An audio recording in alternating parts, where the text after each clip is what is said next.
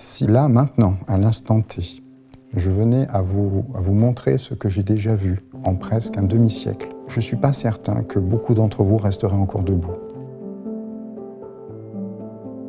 Je m'appelle Franz, je suis thanatopracteur, manager d'une petite équipe de thanatopracteurs dans l'Est de la France et aussi chargé de mission. Donc j'ai un parcours en fait qui est plus issu des professions paramédicales. J'ai travaillé plutôt en bloc opératoire puisque je voulais être instrumentiste. Et ensuite, en ayant passé quelques années, j'ai basculé en autopsie et ensuite en thanatopraxie. Donc la logique, en fait, c'était de comprendre pourquoi, comment sauver les gens, en fait, participer avec ces équipes, comprendre malheureusement que ces gens mouraient, qu'on n'était pas non plus des dieux. Et donc l'autopsie m'a beaucoup appris sur ces raisons de ces échecs, de cette humilité aussi. Et puis ensuite, j'ai basculé en thanatopraxie après avoir réfléchi 4 années. Parce que je voulais accompagner les gens sur cette pente qui était difficile, parce qu'il faut la comprendre, il faut comprendre pourquoi les gens décèdent avant de les aider. Voilà. Donc c'est un parcours qui me semble assez cohérent. On part de la vie finalement et on arrive à la mort. Cette position de la mort, elle est très très personnelle. On prend une connaissance de la mort en voyant ce qu'on a sur nos tables d'autopsie et on s'aperçoit finalement que ces gens n'ont pas choisi leur mort. Il y a des morts plus ou moins atroces, plus ou moins simples, plus ou moins belles. Et du coup, je pense que le fait d'avoir vu tous ces morts fait qu'on prend conscience de sa propre mort et pour le coup, on en a un peu moins peur. Quand j'entends des gens qui me disent qu'ils aiment la mort, non, un thanatopracteur ne peut pas aimer la mort. Ce n'est, à mon sens, pas acceptable. On travaille derrière elle. Et ça, c'est très différent. La thanatopraxie est une notion de plein de métiers différents. On n'est pas chirurgien, pourtant on a des instruments. On n'est pas esthéticien, pourtant on maquille.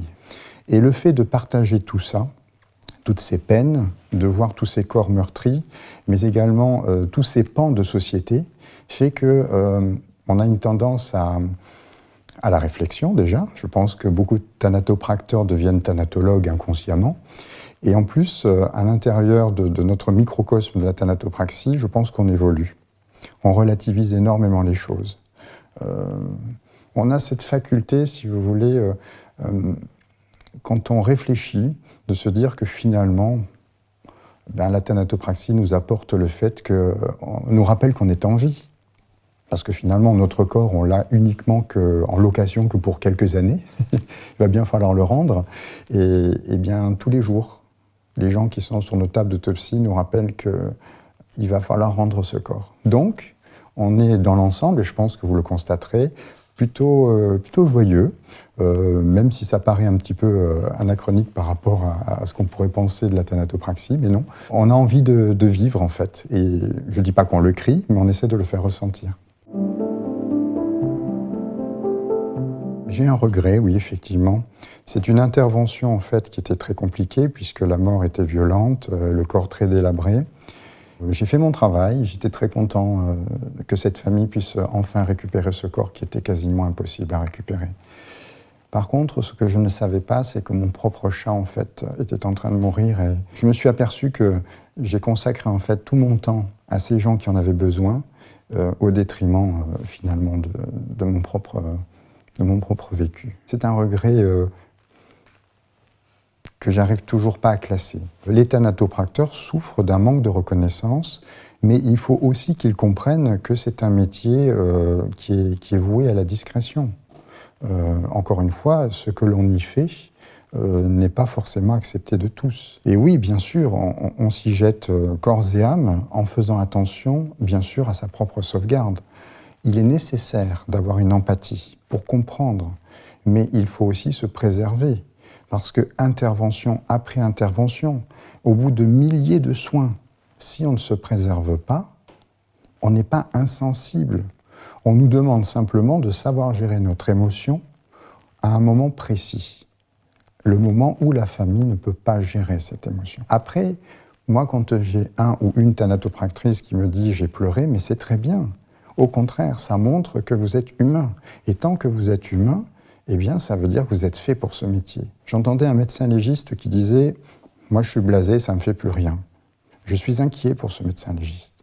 Comment on peut, à un moment donné, complètement oublier qu'on est humain? Alors évidemment, il y a des phases dans le soin qui sont importantes. On va peut-être se déconnecter. On va dire, à ce moment-là, on oublie que c'est madame un tel, et on va passer en mode technique. Mais très rapidement, on va passer en mode défunt. Pourquoi? Parce que finalement, notre métier, c'est de transformer le cadavre qui pue, qui est froid, qui est repoussant, qui est choquant, en défunt, avec toute la dignité qui y revêt. Et là, bien sûr, quand on rend à la famille et qu'on voit que la famille nous dit cette fameuse phrase, qui est vraiment pour nous le sésame, on croirait qu'elle dort. Ça y est, ça signifie qu'on a réussi. Ou alors, au contraire, avec une certaine pudeur, quand on se présente à la famille en discrétion et qu'on voit que la famille ne dit rien mais se met à pleurer à côté de son défunt, ça veut dire qu'on a réussi. Et c'est à ce moment-là qu'il faut partir de façon discrète et rester vraiment sortir de l'intimité de la famille. Ça, c'est important aussi. Ça fait 15 ans que je suis thanatopracteur et ça fait 20 ans que je travaille dans le monde du funéraire, voilà, ou mortuaire. Je dirais qu'on a un point commun avec tous les thanatopracteurs. Il y a un moment donné où on a un doute, soit un découragement, soit une interrogation sur ce devenir, parce que c'est un métier extrêmement prenant, psychologiquement, physiquement, éprouvant. Il est très difficile de passer des interventions et de rentrer à la maison tranquillement, comme si c'était rien passé. Et ça, on le vit tous les jours. Donc ça nécessite une stabilité psychologique importante. Et il y a des jours où les interventions difficiles s'enchaînent et évidemment, on peut à un moment donné avoir un doute. Mais quelque part, c'est bien. Avoir des doutes, c'est se remettre en cause. Et je pense qu'après toutes ces années, je vous le dis comme ça, mais maintenant c'est une vraie vocation. Je n'ai pas de doute aujourd'hui. J'en ai plus en tout cas. Les thanatopracteurs qui débutent, souvent, entre 1 an et 1 an et demi, s'arrêtent. Si vous passez cette étape-là, il y a des chances pour que vous puissiez faire carrière. Mais souvent, on a beaucoup de gens qui s'arrêtent avant les 1 an. Parce qu'ils s'aperçoivent que finalement, ce qu'ils ont dit, ce qu'ils ont vu, ne correspond pas à la réalité, en fait. Il est très difficile de concevoir, surtout pour les décès difficiles et traumatisants, de ne pas revoir le corps sous prétexte qu'on ne peut pas le prendre en charge. Et qui peut prendre en charge un corps en France? Un thanatopracteur. C'est le seul spécialiste qui peut intervenir. Et c'est très délicat. Parce que si le thanatopracteur ne se sent pas de faire une intervention difficile, il prive inexorablement le fait de pouvoir accéder au corps de façon apaisée. Et ça, c'est une responsabilité morale importante parce que on ne meurt qu'une fois dans la vie. Et on ne peut pas louper cette sortie, en tout cas le moins possible. On est une sorte de passeur, en fait. On va essayer de rendre à ce corps un aspect qui lui est digne. Et pour ça, si cet aspect est digne, du coup, on participe, par l'accompagnement des familles, à quelque chose de humainement très fort. J'ai des visions dans les salons funéraires qui sont magnifiques. Et j'ai vu le courage avec un grand C de gens qui avaient perdu 3 fois leurs enfants. J'ai vu des gens anéantis, mais des gens... C'est un petit peu... on voit ces gens comme s'ils étaient nus psychologiquement. On a vraiment la quintessence humaine dans toute sa splendeur, à la fois dans sa médiocrité, mais aussi dans sa beauté. Et ça, c'est quelque chose que je ressens profondément, qui est très difficile à expliquer. Et c'est pour ça que quand on va voir les familles, c'est un élément qu'on ne doit jamais perdre de vue. C'est le côté humain et le côté magnifique. Cette pandémie, au niveau des thanatopracteurs, on a été tout simplement écartés. Écartés alors qu'on passe notre temps à tuer des virus et des bactéries. Finalement, un des rôles du thanatopracteur, c'est bien de stabiliser un corps. Donc on a bien un vrai rôle de santé publique.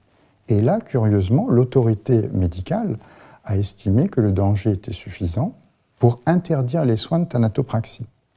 Donc, pendant que les gens mouraient par milliers, on avait toute la chaîne de thanatopraxie qui était paralysée. C'est une sorte d'incompréhension.